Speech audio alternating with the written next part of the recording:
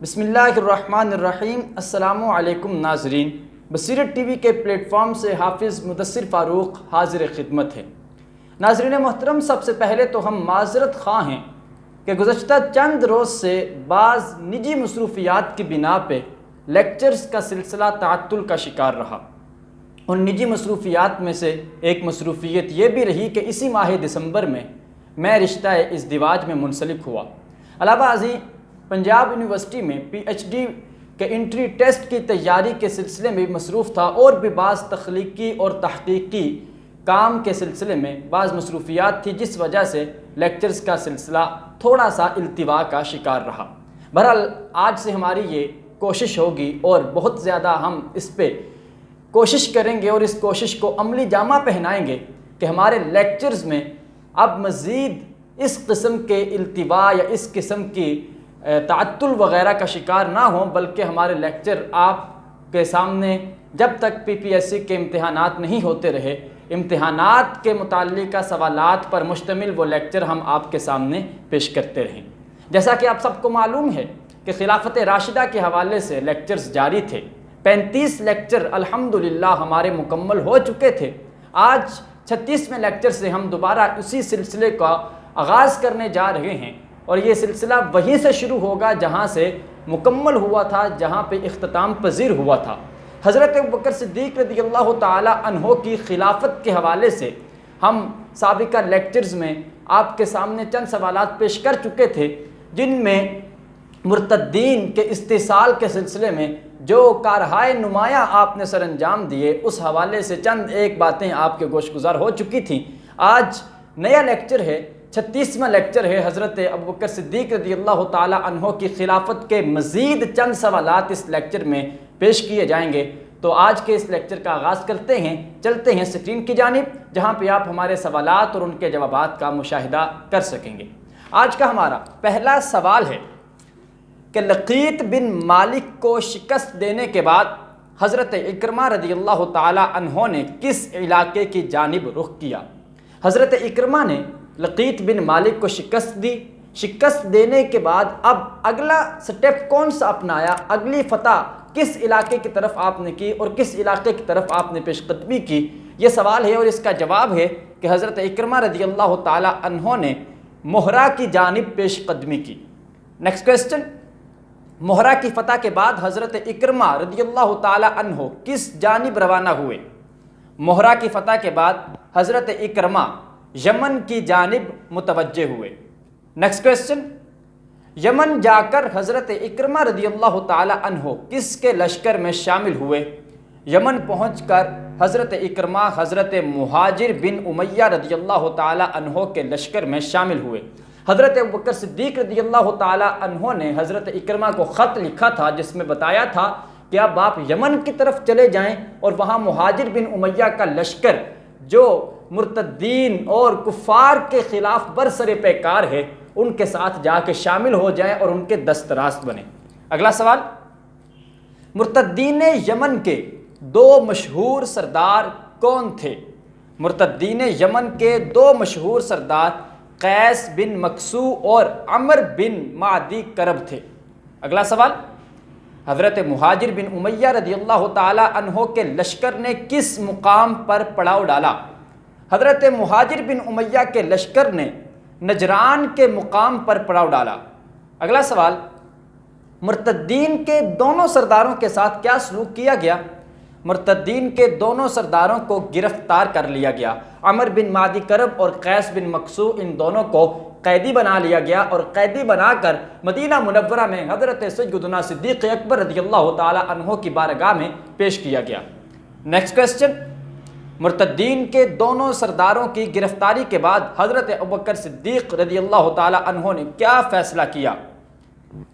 ان دونوں سرداروں نے چونکہ دوبارہ سے اسلام قبول کر لیا، سچے دل سے تائب ہوئے، پھر سے پشیمان ہو کر مسلمان ہو گئے اور اسلام کے دامن سے وابستہ ہو گئے، تو ان کے اسلام قبول کرنے کی وجہ سے سیدنا صدیق اکبر نے انہیں آزاد کر دیا اور واپس یمن کی جانب روانہ کر دیا۔ اگلا سوال، حضرت اکرمہ بن ابی جہل رضی اللہ تعالی عنہ کس مقام پر آ کر حضرت مہاجر کے ساتھ شریک ہوئے؟ سابقہ سوالوں میں آپ کے گوش گزار کیا جا چکا ہے کہ حضرت اکرمہ کو حضرت ابوبکر صدیق رضی اللہ تعالی عنہ نے بذریعہ خط یہ حکم دیا تھا کہ آپ حضرت مہاجر بن امیہ کے لشکر کے ساتھ جا کے شامل ہو جائیں، اور حضرت مہاجر بن امیہ یمن میں برسر پیکار تھے۔ اب وہ کون سا مقام تھا جس مقام پر حضرت اکرمہ کا لشکر اور حضرت مہاجر بن امیہ ان دونوں کے لشکر آپس میں ملتے ہیں اور یہاں پہ ان دونوں صحابہ کی ملاقات ہوتی ہے؟ تو وہ مقام کیا ہے؟ اس مقام کا نام مقام صنعاء ہے۔ اگلا سوال، مقام صنعاء سے دونوں مسلم سردار کس علاقے کی جانب پیش قدمی کرنے کے لیے متوجہ ہوئے؟ مقام صنعاء سے دونوں سردار بنو کندہ کی سرکوبی کے لیے روانہ ہوئے۔ اگلا سوال، بنو کندہ کے سردار کا نام کیا تھا؟ بنو کندہ کے سردار کا نام اشعث بن قیس تھا۔ نیکسٹ کوسچن، میدان جنگ میں اشعث نے فرار ہو کر کس قلعے میں پناہ لی؟ اشعث نے فرار ہو کر قلعہ بحیر میں پناہ لی۔ اگلا سوال، قلعہ بحیر کے محاصرے کے بعد مرتدین کے ساتھ کیا سلوک کیا گیا؟ اس قلعہ کے محاصرے کے بعد تمام مرتدین کو قیدی بنا لیا گیا۔ اگلا سوال، کس قلعہ کے محاصرے کے موقع پر صرف 9 آدمیوں کو آزاد کیا گیا؟ قلعہ بحیر کے محاصرے کے موقع پر صرف 9 آدمیوں کو آزاد کیا گیا۔ دراصل ان کے ساتھ صلح کی گئی اور صلح کے لیے شرط ہی یہ رکھی گئی کہ صرف 9 آدمی اس قلعے سے باہر جا سکتے ہیں، باقی تمام کو قید کیا جائے گا اور قید کر کے مدینہ منورہ پہنچایا جائے گا۔ تو وہ صرف یہ واحد قلعہ تھا قلعہ بحیر کہ جس کے موقع پر صرف 9 آدمیوں کو آزادی دی گئی، باقی تمام کو قید کر لیا گیا۔ اگلا سوال، اس سردار کا نام بتائیے کہ جو آزادی کی خاطر بنائی ہوئی فہرست میں اپنا نام شامل کرنا بھول گیا۔ اس سردار کا نام اشعث بن قیس ہے۔ یہ عجب اتفاق تھا کہ اشعث بن قیس کے ساتھ صلح کا معاہدہ ہوا قلعہ بحیر کے موقع پر، اس کی فتح کے موقع پر۔ اب صلح کا معاہدہ ہوا تو اس بات پہ صلح کی گئی کہ 9 آدمی اپنے ساتھ لے جا سکتے ہو، 9 آدمی آزاد کیے جا سکتے ہیں، ان کی فہرست بنا کے دے دی جائے، ان 9 کے علاوہ کسی کو بھی آزادی نہیں ہوگی۔ اب اشعث بن قیس پوری لسٹ تیار کرتا ہے، 9 آدمیوں کی فہرست بناتا ہے، لیکن اتفاقی طور پر یہ اپنا نام اس لسٹ میں لکھنا بھول جاتا ہے، جس کی وجہ سے اسے بھی قید کر لیا جاتا ہے۔ تو یہ واحد سردار تھا کہ جس نے آزادی کی خاطر فہرست بنائی، لیکن اس فہرست میں اپنا نام ڈالنا ہی بھول گیا۔ اگلا سوال، بنو کندہ کے مرتدین کے بارے میں حضرت ابوبکر رضی اللہ تعالی عنہ نے کیا فیصلہ کیا؟ بنو کندہ کے مرتدین کے بارے میں حضرت ابوبکر نے یہ فیصلہ کیا کہ چونکہ وہ اسلام قبول کر چکے تھے، لہٰذا اشعث بن قیس کو ان کے سردار کو بھی آزاد کر دیا اور باقی جتنے بھی قیدی تھے ان تمام کو آزاد کر دیا گیا، چونکہ وہ دامن اسلام سے وابستہ ہو چکے تھے۔ اگلا سوال، فتنہ ارتداد کا خاتمہ کب ہوا؟ فتنہ ارتداد کا خاتمہ 11 ہجری کے اختتام پر ہوا۔ نیکسٹ کوسچن، حضرت ابوبکر صدیق رضی اللہ تعالی عنہ نے فتنہ ارتداد کا کتنے عرصے میں خاتمہ کیا؟ سیدنا صدیق اکبر رضی اللہ تعالی عنہ نے 1 سال سے بھی کم مدت میں فتنہ ارتداد کا خاتمہ کر دیا۔ اگلا سوال، بعثت نبوی صلی اللہ علیہ وآلہ وسلم کے وقت دنیا میں قائم 2 عظیم سلطنتیں کون سی تھیں؟ ناظرین محترم، یہاں میں ایک وضاحت کرتا چلوں کہ یہ لیکچر ہمارا خلافت صدیقی کے حوالے سے ہی ہے، لیکن چونکہ 11 ہجری کے اختتام پر فتنہ ارتداد کا خاتمہ ہو چکا تھا، اب مسلمان نئی فتوحات کی جانب بڑھ رہے تھے، جس میں اس وقت کی 2 سپر پاور طاقتوں کے ساتھ ٹکرانا چاہ رہے تھے اور ان طاقتوں کے ساتھ برسر پیکار ہونے کا وقت آ چکا تھا۔ چونکہ اگلے تمام سوالات ان دونوں سلطنتوں کے حوالے سے ہے، لہٰذا ان سوالات میں کوئی 10 سے 12 سوالات میں ان دونوں سلطنتوں کے پس منظر کو بیان کیا جا رہا ہے۔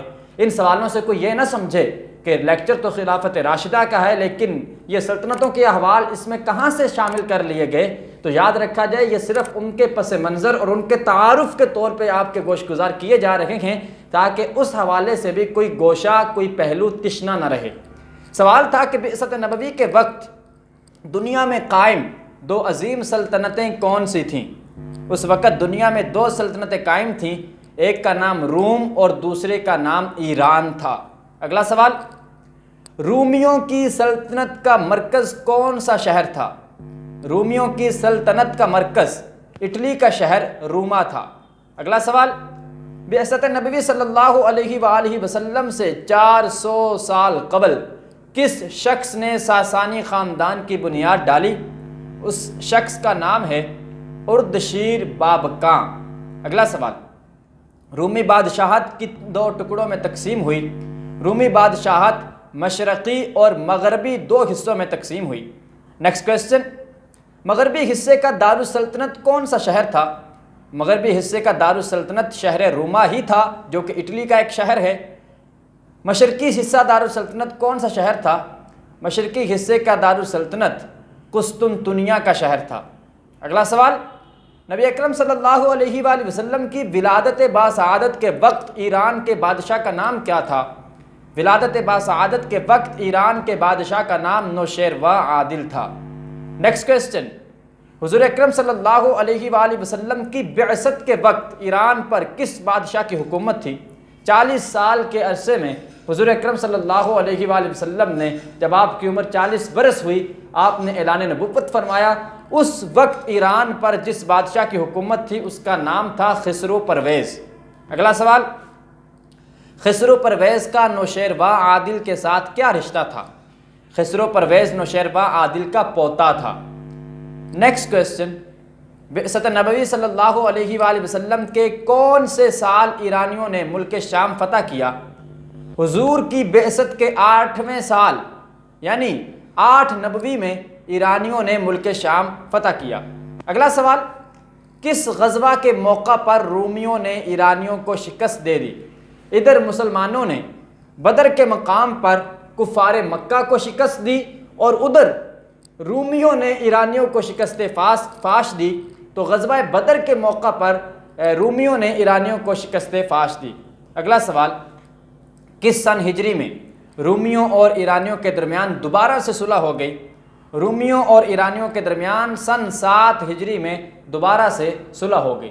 یہ 3 پہلو ذرا غور طلب ہیں کہ 8 نبوی کے موقع پر ایرانیوں نے رومیوں کو شکست فاش دی، اور 8 نبوی یہ وہ موقع تھا کہ جب کفار مکہ مسلمانوں پر ظلم و ستم کے پہاڑ ڈھایا کرتے تھے۔ اب کفار مکہ اور دلیر ہو گئے، اس کی وجہ یہ تھی وہ خوشیاں منانے لگے، چونکہ جو رومیوں کا مذہب تھا وہ اہل کتاب تھے، عیسائی مذہب پر کاربند تھے، مسلمان بھی ان پر بھی کتاب کا نزول ہوتا تھا، جبکہ ایرانی وہ بھی مشرک تھے اور کفار مکہ بھی مشرک تھے۔ اس وجہ سے کفار مکہ نے خوشیاں منانا شروع کر دیں کہ جس طرح سے آج ہمارے کافر تمہارے اہل کتاب پہ غالب آ گئے ہیں، ایک وقت آئے گا کہ ہم تمہارے اوپر غلبہ پا لیں گے۔ اس وقت اللہ تعالیٰ نے 21ویں پارے کی سورہ روم کی ابتدائی آیات نازل فرمائی، الف لام میم غلبت الروم، کہ روم عنقریب غالب آ جائیں گے۔ تو اس وقت یہ سارے واقعات ہوئے 8 نبوی میں۔ پھر جب 2 ہجری میں غزوہ بدر ہو رہا تھا، ادھر مسلمانوں نے غزوہ بدر کے موقع پر کفار مکہ کو شکست دی، اور اللہ کا کرنا ایسا ہوا کہ ادھر رومیوں نے عین انہی دنوں میں ایرانیوں کو شکست فاش دی اور دوبارہ سے اپنی سلطنت کو اکٹھا کر لیا۔ پھر اس کے بعد 7 ہجری میں ان دونوں کے درمیان صلح ہو جاتی ہے، اور اسی طرح یہ آپس میں گٹھ جوڑ کے ساتھ رہنا شروع کر دیتے ہیں۔ اگلا سوال، خلافت صدیق اکبر میں فتنہ ارتداد کے علاوہ اور کس چیز کا خطرہ تھا؟ خلافت سیدنا صدیق اکبر میں فتنہ ارتداد کے علاوہ رومیوں اور ایرانیوں کی فوج کا بھی خطرہ تھا۔ 7 ہجری میں چونکہ یہ دونوں اکٹھے ہو گئے، مضبوط ہوئے، ان دونوں کو ایک دوسرے کی جانب سے کسی قسم کا خطرہ یا خوف نہ رہا، اب انہوں نے مسلمانوں کے خلاف محاذ آرائی کرنا شروع کر دی۔ یہی وجہ ہے کہ حضور اکرم صلی اللہ علیہ وآلہ وسلم کی عمر کے آخری ایام میں حضرت اسامہ رضی اللہ تعالی عنہ کی سرکردگی میں آپ کی سپہ سالاری میں ایک لشکر بھی تیار ہو چکا تھا جو ان کے خلاف جنگ کرنے کے لیے جا رہا تھا۔ تو حضرت ابوبکر صدیق رضی اللہ تعالی عنہ کی خلافت میں ایک تو فتنہ ارتداد کا خطرہ تھا، دوسرا رومیوں اور ایرانیوں کی فوج کشی کا خطرہ تھا۔ اگلا سوال، حضرت ابوبکر صدیق رضی اللہ تعالی عنہ نے عراق کی جانب کسے روانہ کیا؟ حضرت صدیق اکبر رضی اللہ تعالی عنہ نے عراق کی جانب حضرت مسنا بن حارثہ شیبانی رضی اللہ تعالی عنہ کو روانہ کیا۔ سابقہ لیکچرز میں یہ بات ہو چکی ہے کہ حضرت ابوبکر صدیق نے 11 سپہ سالاروں کو مختلف علاقہ جات میں روانہ کیا تھا۔ ان میں سے ایک حضرت مسنا بن حارثہ بھی تھے۔ آپ نے انہیں عراق کی جانب روانہ کیا۔ تھوڑی سی ان کے ساتھ فوج تھی۔ انہیں یہ حکم دیا گیا کہ تمہارا صرف یہ کام ہے کہ تم نے چھوٹے چھوٹے ٹولیوں پہ، گروہوں پہ حملہ کرنا ہے تاکہ ان پہ تھوڑی سی دہشت باقی رہے، اور جب تک فتنہ ارتداد کا خاتمہ نہیں ہو جاتا اس وقت تک رومی یا ایرانی وہ مسلمانوں پہ حملہ کرنے کا سوچے بھی نہیں بلکہ جرت بھی نہ کر سکے۔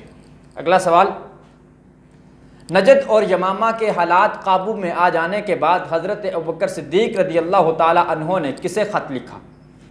ان دونوں ملکوں کے حالات قابو میں آ جانے کے بعد سیدنا صدیق اکبر نے حضرت عیاد بن غنم رضی اللہ تعالی عنہ کو خط لکھا۔ اگلا سوال، عیاد بن غنم رضی اللہ تعالی عنہ کس علاقے میں مقیم تھے؟ اس وقت حضرت عیاد نجد میں مقیم تھے۔ اگلا سوال، عیاد بن غنم رضی اللہ تعالی عنہ کو کیا حکم دیا گیا؟ حضرت عیاد کو حکم دیا گیا کہ آپ اب واپس جائیں اور بالائی عراق پر حملہ آور ہو جائیں۔ عراق کی جانب حضرت غسانی رضی اللہ تعالی عنہ کو پہلے ہی بھیجا جا چکا تھا، لیکن اب حضرت عیاد کو بھیجا جا رہا ہے کہ اب آپ جائیں اور آپ جا کر واضح طور پہ حملہ کر دیں، کیونکہ پہلوں کو تو یہ حکم تھا کہ آپ نے صرف گروہوں پر حملہ کرنا ہے، ٹولیوں پر حملہ کرنا ہے، لیکن حضرت عیاد کو حکم دیا گیا کہ اب آپ بالائی عراق پر حملہ آور ہو جائیں کیونکہ آپ نجد سے فارغ ہو چکے تھے۔ اگلا سوال، حضرت ابوبکر صدیق رضی اللہ تعالی عنہ نے دوسرا خط کسے لکھا؟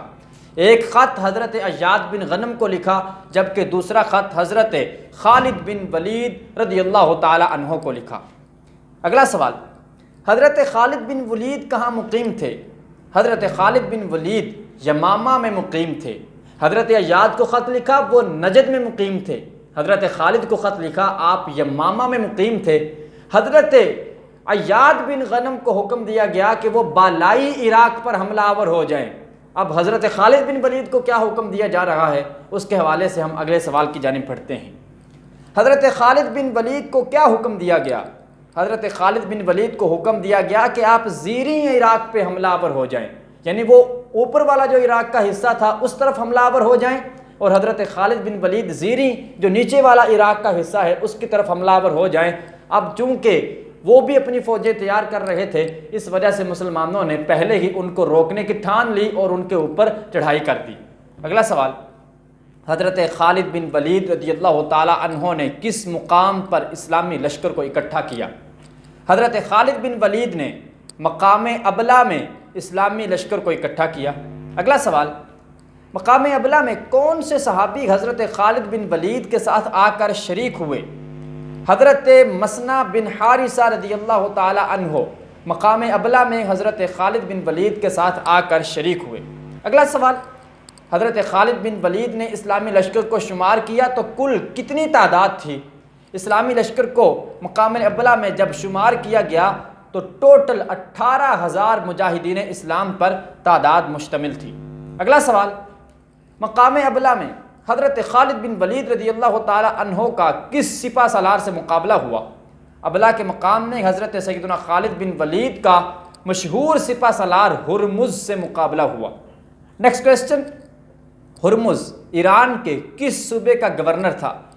ہرمز ایران کے صوبہ حدیر کا گورنر تھا۔